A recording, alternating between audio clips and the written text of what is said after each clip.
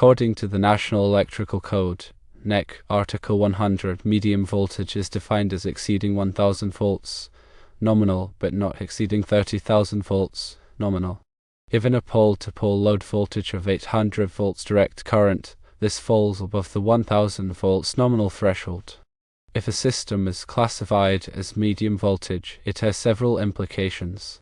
Firstly, increased safety requirements are mandated. Medium voltage systems necessitate higher levels of safety measures. These include specialized training, personal protective equipment or PPE, switching gear, and other equipment rated for medium voltage applications.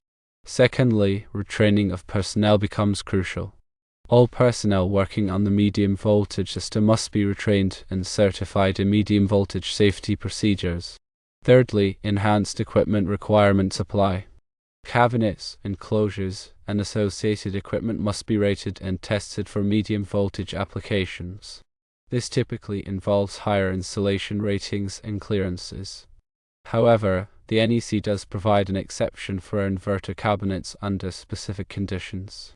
NEC Article 480.3 allows the use of enclosures rated for voltages up to 600 volts direct current for inverters or converters that supply non-isolated outputs. To qualify for this exception, firstly, the inverter cabinet must be isolated from the high voltage direct current bus. Secondly, the direct current cables entering the inverter cabinet must be routed in a manner that prevents exposure to personnel. Thirdly, the cabinet must be clearly marked to indicate the presence of high voltage direct current. Given the safety implications, it is recommended to consult with a qualified electrical engineer or NEC expert to determine the specific classification of the system and to ensure compliance with all applicable codes and standards. If the exception for inverter cabinets applies, proper measures should be taken to meet the requirements outlined in NEC Article 480.3.